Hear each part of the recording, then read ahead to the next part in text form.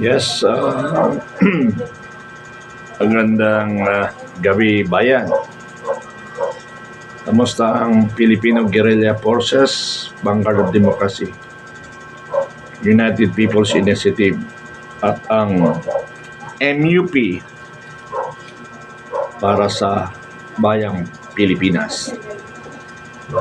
Ang pag-uusapan natin ngayon mga kaibigan ay patungkol sa pre-trial, free impeachment na pinag-usapan nila ang procedure para during the intercourse or during the final impeachment ay wala na, alam na ng bawat panig ang patakaran. So sana para sa akin tapusin na yan. Total, ayaw natin sa hindi, kukontrahin man natin sa hindi, sila pa rin ay may hawak ng ating gobyerno. Matuloy na matuloy talaga yan kasi nga sila may hawak nga ng rinda. Isa nga example natin ay Pangulong Duterte na nadala nila sa ibang bansa, sa ibang bansa na ang alam ng karamihan ay labag sa batas.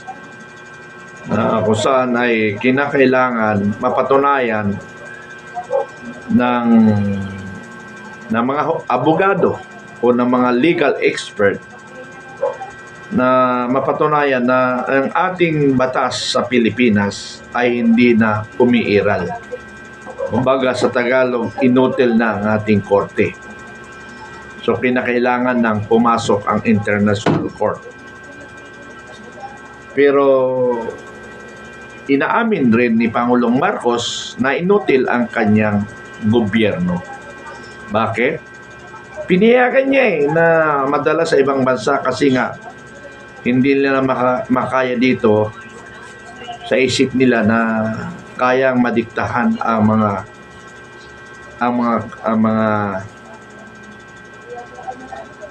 ating korte. Ang gusto nila sila lang yung magdikta sa korte. Ayaw nila yung iba. So kaya nga ganoon, kaya ang nangyayari, nakaw doon, nakaw dito. Utos dito, utos doon. Even though illegal.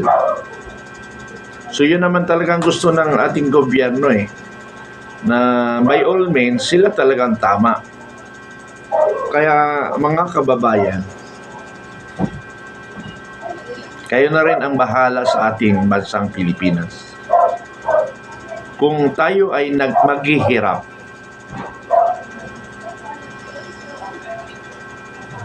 hindi kasalanan ng gobyerno. Kasalanan natin. Dahil pinayagan natin, tinotolerate natin ang hindi ko maintindihan. Bakit maraming Pilipino na kinakampihan ang mali, kinakampihan ang korupsyon? Isang halimbawa, ito mga legal ang usapin natin ito, mga legal usapin. Although we are not a lawyer, but we have a knowledge about legal. But we are not authorized on the court. Pwede tayo sa labas-labas lang mga opinion. But in court, only the lawyer are authorized in behalf. Okay. Ito yung pag-uusapan natin. Kaya sinasabi ko na tayo ang may kasalanan sa paghihirap natin because we are tolerating corruption. Tingnan mo ngayon. Mayroong testigo na lumalabas na dati 18 Marines at ngayon ay dagdag na 22 at dagdag na 4, so 22. Mayroon pang lalabas na 10 na active. 10 na active. So saka na lang natin i-discuss yan. So, habang narinig nyo ang revelation ng 22 former soldiers, former na lang kasi it's either retired, it's either discharged, honorable man, dishonorable, they are former soldier. No, kasi hindi naman lahat marino, ano. Mayroon pa nga Coast Guard eh. Okay. So, mga kababayan, pinagtatalunan, mga inconsistent daw ang mga sinasabi ng 22 brave soldiers o brave military in uniform personnel 22. Kasi nga may Coast Guard eh. No? So, pinagtatalunan. Hindi daw consistent, hindi daw tama yung sa Bangko Winidro, ano-ano pa mang usapin. Pero hindi naman yun ang hindi naman yun ang usapin o issue. Only the investigator or the court can give an preliminary information. Ano? Tayo, puro haka-haka lang tayo eh. Ini-evaluate na natin kagad yung lumalabas sa bibig ng mga marino. Pati nga rin ako eh, nagdududa rin ako kahit pabago-bago, mayroong tinatanggal, mayroong dinadagdag. So, question in my mind, pero sino ba tayo? So, ang nangyari, nagkakasala tayo, nagkagulo lang tayo sa kaisipan ng taong bayan. Why not to pursue the investigation so that we know sino ba talagang tama? Ang problema natin mga kababayan, ang Malacanang ang ayaw magpapatuloy ng investigasyon. Ano yun? Ang akala ko ang Malacanang, siya yung nag-i-spearhead ng katotohanan at kabutihan at kinabukasan ng ating bansa.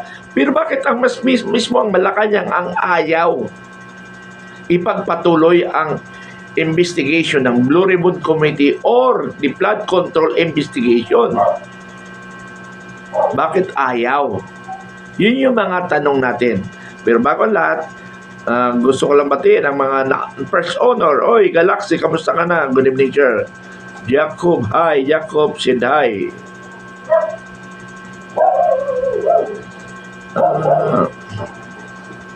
Grandpa straight from North Korea. Jenny, from North Korea daw siya. So therefore, North Korea is communist. Okay.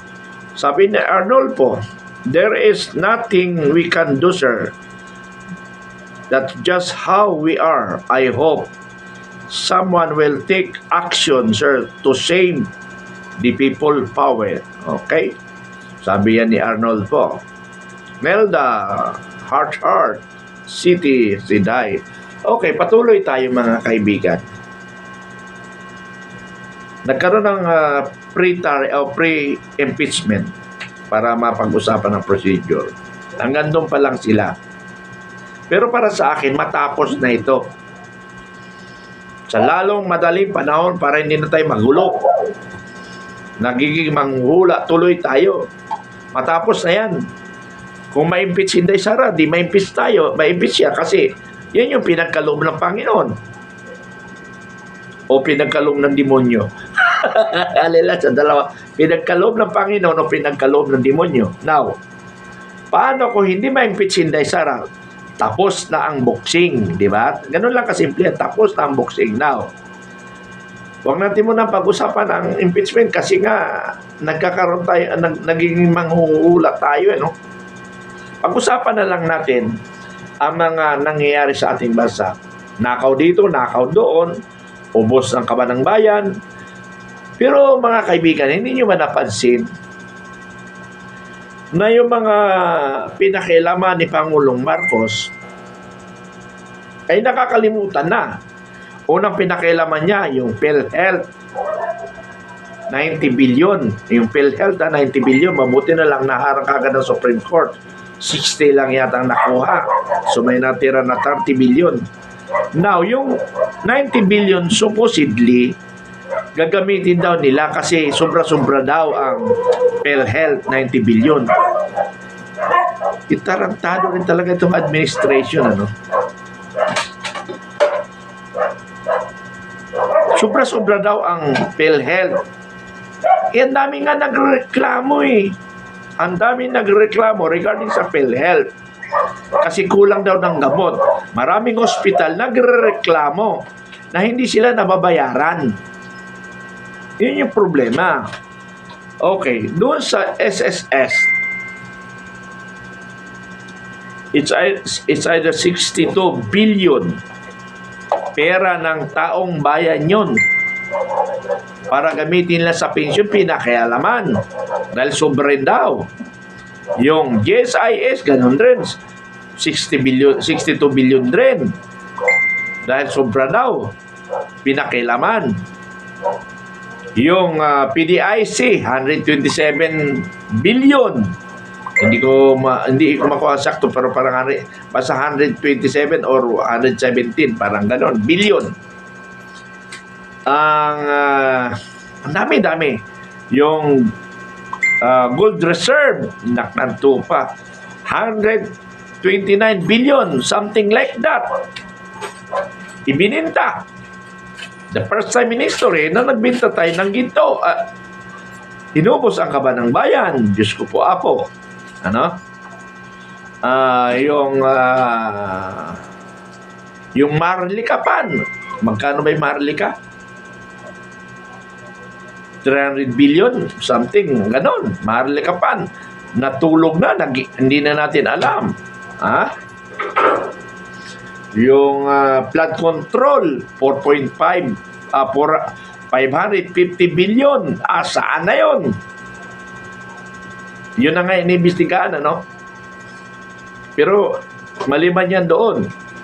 Yung 4.5 billion na intelligence fund. Every year, 4.5. Every year yun, ha? Saan yun? Hindi maipaliwanag. Every year yun. So, ibig sabihin, 3 taon na siya. Yung 400, nasa 13 billion. Nasaan yung 13 billion na yun? Duterte nga na 125 million eh. Nagkakaso siya eh. Kaya nga na-impeach siya ngayon. Pero yung 13 billion, hindi na-impeach. Ano ba yan? Magkano ba ang difference? Tingnan natin ha. 13 billion versus 125 million. Ang 1 billion ay 999.99 in 1% to be 1 billion. Wala pa nga sa kalahati. Wala pa nga sa 1%. Diyos ko po, Apo. Aywan ko ba itong administrasyon ni Marcos? Parang bangag rin eh. Okay, sabi ni Roba, in the present time, the hero is the tip of the addict. Yes, sabi ni Roba. Roba pa rin. The funding is now 0. 2022 is signed to fund the PhilHealth, but until now, there is no funding. Tingnan mo, walang pundo ang PhilHealth. Gago talaga itong Marcos, ano?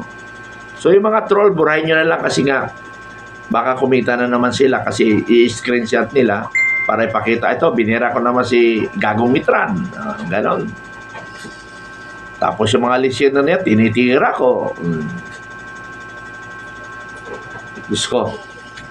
Dami pera na dapat panagutan ni Marcos. Kaya dapat by 2028, hindi man maging presidente dahil ma-impeach nila kung sino man ang uupo, hindi katikit ni Marcos, dapat manalo. Bakit?